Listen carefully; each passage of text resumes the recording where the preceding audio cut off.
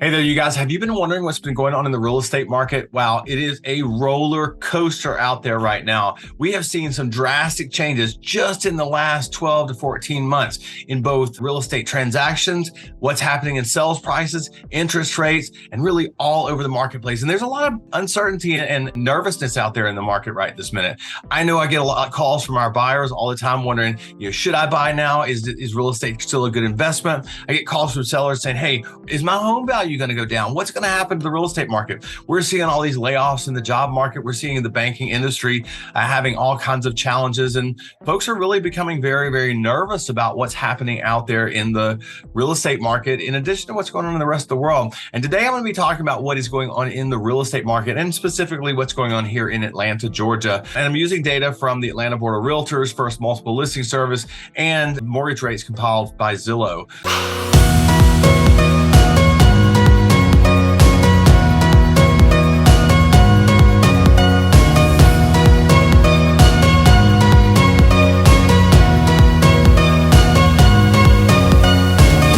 There's really a lot out there. And of course, I'm Bru Krebs, your Atlanta real estate expert. I service the Atlanta in-town market, including Buckhead, Midtown, Old Fourth Ward, Virginia Highlands, really anywhere inside the perimeter of Atlanta.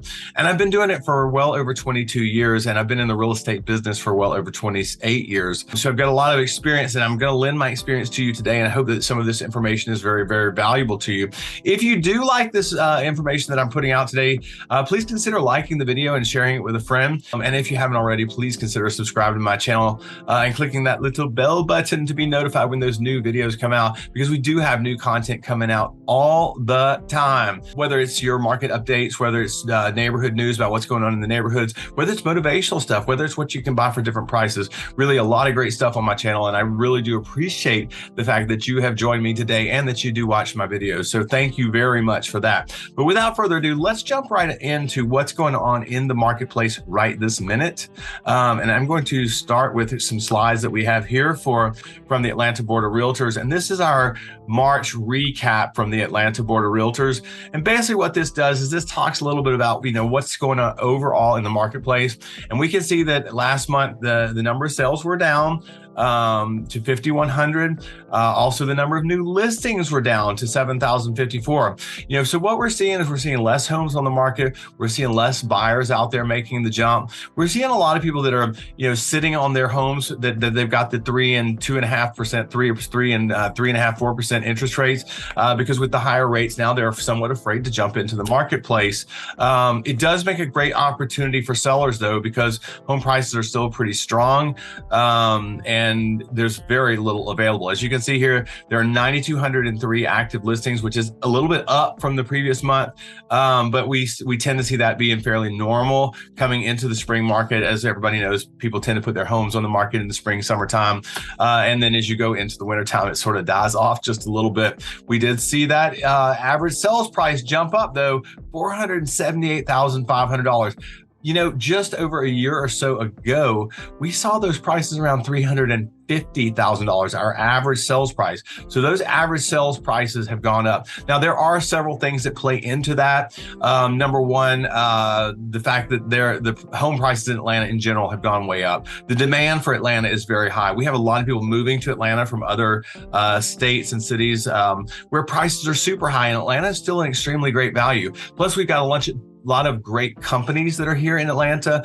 Some of their top Fortune 500 companies have recently relocated here to Atlanta in the last 5 and 10 years. So the job market here in Atlanta is extremely strong, especially when you consider it with the rest of the country.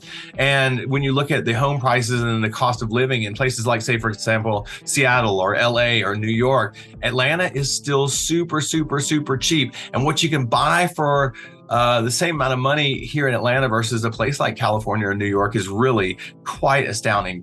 Sometimes 2, 3, 4 times as much property for the same amount of money. So Atlanta is still a very attractive buy. Plus, it has easy access to just about anything that you want. And you've probably heard that it's the Hollywood of the South. So we've got a lot of folks here making movies and stuff like that. So Atlanta is really a very solid, strong marketplace.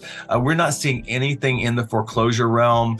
We're not seeing anything really that says that Atlanta is going to show any weakness. In fact, most every news resource, the National Association of Realtors, Money Magazine, and all those guys say that Atlanta is the #1 real estate market to watch. So it is still extremely, extremely strong here in Atlanta, even though it's, a little softer than it has been in the past. As always, too, if you guys have any questions about what I'm talking about today, please comment those below the video. If you'd like further clarification, don't hesitate to call or text me anytime. I'm certainly happy to go through this with you. I love being your Atlanta real estate expert, and it really is my privilege to be able to serve in this capacity. But let's now look at what's going on with those interest rates. Right now, you're looking at your 30-year rate around 6.835, your 20-year around 6.3, your 15s around 5.7.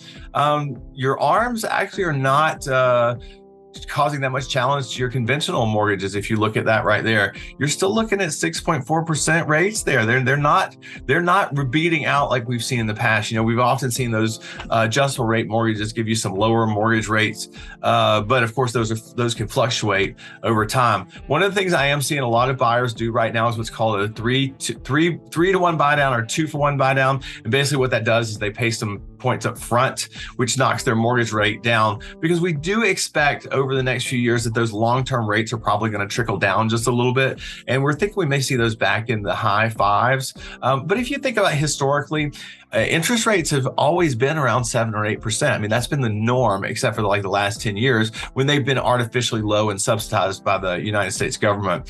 So what we saw from 2010 to really even 2022 was sort of an artificial fake rate. So if you do have one of those rates, of course, you're in great shape. And I will say this for a lot of folks that do have those rates on their primaries, that makes a great opportunity for you to turn that into a rental property with great cash flow that can really pay the difference on your next property.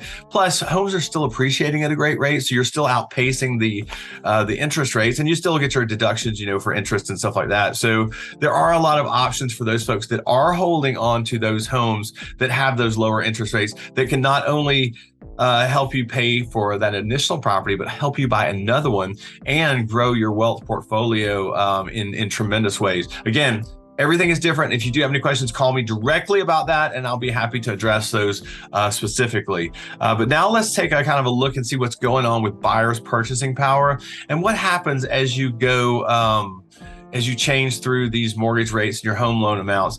And as you can see, as you go up in those rates, obviously it becomes a little bit more expensive to buy that home, especially versus what it was just a few years ago. And this is what we're seeing with the trepidation with a lot of our buyers right now. Again, a great option for this is those 3-to-1 and 2-for-1 buy downs. But now let's look at what our mortgage rate trends are. I don't think it's any big surprise that rates have been going up for the last year, but we've seen them kind of level out a little bit here, and we're still seeing around that 7% mark.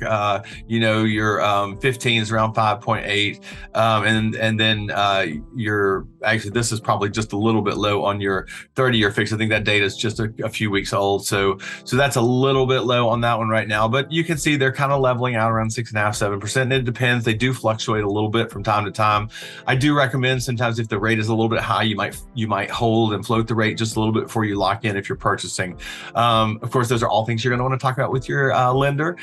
We have some fantastic lenders in our office and with our company as well that can give you some really good insight into that. And I'm always happy to connect you with those guys as well.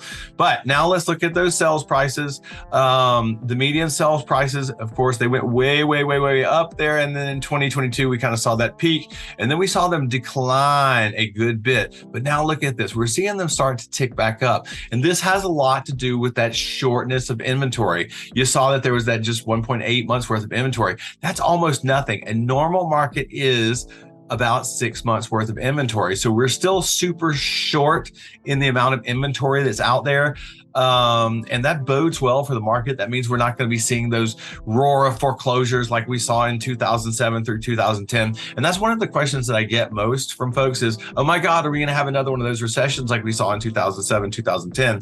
There really appears to be no sign at all that is going to happen. The signs tend to indicate that the market is going to stay strong. We're not going to have as many sales. There's not going to be as many buyers out there, but the prices are going to continue to escalate, and they will probably outpace those interest rates by a pretty good bit.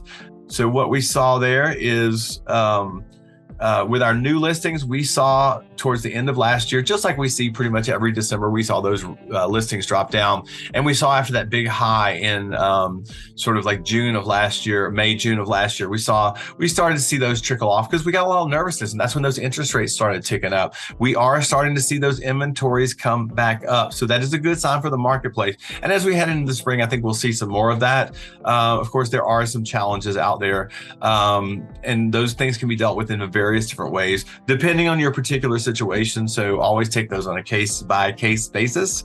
But now let's look at homes for sale.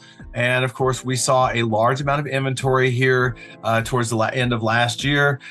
This was sort of what we saw with buyers slowing down. And not as many homes coming on the market last year after kind of that May, June, like burst of prices where we kind of hit that top point with the pricing. But that was when, remember, people were paying like $50,000 over the list price, which honestly, if you look at that, and look at today's prices versus the interest rates, the $50,000 that people were paying over their prices last year is way more than what you're paying in interest today. As always, if you do have any questions, don't hesitate to reach out to me. I'm happy to answer those for you as well. And now let's look at those pending sales. Typical for the marketplace, but a little bit different because you see here at the end of each year, we see that drop in December. Same thing we saw here, and then we see it go back up into that spring market. And if you notice, we saw that peak last year, which is a little bit different than most years. You notice in the previous years that it kind of stayed level and high, but this past year, when we saw that May, June peak in those prices, and then we saw those interest rates start to tick up, we start to see those pending sales drop down. But good news is we're starting to see those pop back up again. So the market is actually extremely healthy, even though it seems a little bit scary sometimes. Now, let's take a look here at your closed sales. Closed sales, same thing. Pretty much, if you look at it, mirrors the old pending sales. Closed sales typically follow those pending sales by about a month. And we saw those drop off pretty tremendously after that high there in the May, June. And then we saw those interest rates ticking up. And we saw people starting to back out of the marketplace again. But look here, boom, boom, boom, boom, boom. We are going back up again. And I expect to see this trend continue, even though those rates are higher. What we're also seeing with our buyers is they're starting to get used to these newer rates. It takes a little bit of a while. There was a little bit of sticker shock there. So we're starting to see people get used to those rates. It's really very normal rate. If you look at rates historically over time, a 7%, 8% interest rate was kind of normal. I remember my first house, my interest rate was 8.6%. That was in 1996. And then we saw those very similar rates passing through really until we started coming out of the market crash in the 2010 era. Now let's look at our average days on market, because our average days on market here has increased there. Now we're starting to see those trickle down just a little bit. I think we're going to probably see those trickle down a little bit more now as we come into the spring market. But you can see here, this was sort of that May time period when you couldn't basically put a house on the market without getting multiple offers on the first weekend and then go in for way over list price. And then we saw those interest rates start ticking up, and we saw those days on market to tick up. So we're seeing longer sale times with our home sales. We're not really seeing people freak out and run out of the marketplace. And now let's look at our months of supply of homes. Again, things, were so low at the beginning of last year towards the mid, and then those interest rates went up, and we started to see more months of homes of inventory, and then we started to see that slow down again. We're starting to see it level out, but I suspect we're going to maybe even see that months of supply trickle down just a little bit more as we head into the spring market, and those buyers get a little bit more excited about buying their homes. It is a challenging time in the real estate market. Things do change all the time. I've been in the real estate business really since 1994. Hard to believe that it's that case. And we've seen so many changes over the years. It continually changes every single year. And that's one of the reasons that so many of these companies like Opendoor and Zillow and all of these iBuyers and stuff like that have really seen some challenging times, and they've started to fail in the home sales and buying department because they don't take into account the continual changing. And it's hard for a computer to consider and know what a market expert knows. When you've been in the marketplace. It's just like anything else. If you're a doctor, a lawyer, or whatever it is that you've done, once you've done it for many, many years, it becomes a little bit more innate, and you can kind of see what's going on in the marketplace. And that's just something a computer or even your artificial intelligence cannot quite understand. So fortunately, you have real estate experts in every market, and those folks are the ones who are going to be able to help you most with your real estate transactions. So to sum it up, we are seeing a very healthy market out there, even though it seems a little bit scary. We're seeing still a very low shortage of inventory. We're seeing less than 2 months worth of inventory. A normal market is 6 months. Now, those rates, yes, they're a little bit higher, but appreciation is still very, very strong. You get to write off those interest rates. And we're seeing a lot of people kind of staying in their older homes or the homes that they purchased because they had those lower interest rates. I will tell you though, for those folks who do have those lower rates, now is an opportune time to buy your next primary residence and keep that old one and rent it out. Now, obviously you got some challenges there, and every case is different. So if you do have any questions on those, please do not hesitate to reach out and ask you about those, because I am always here to help you. Atlanta is my market, anywhere inside the perimeter, whether it's Buckhead, Midtown, Virginia Highlands, Old Fourth Ward, Inman Park, West Midtown, really anywhere inside the perimeter. But we have affiliates with our company all throughout the Metro Atlanta, and I have fantastic affiliates all across the United States. So no matter whether you're looking here in Atlanta, you're looking outside the Metro Atlanta or area, or you're looking at any state or city across the United States, I have great experts that I'm working with. So if you not necessarily looking for where I can help you here in the in-town market, but you're looking somewhere else and you need a reference, please don't hesitate to reach out to me. I'm always more than happy to connect you with the perfect person to help you.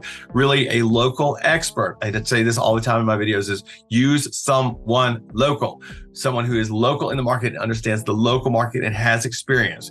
New agents are great. They're really hard, and excited to be out there in the marketplace.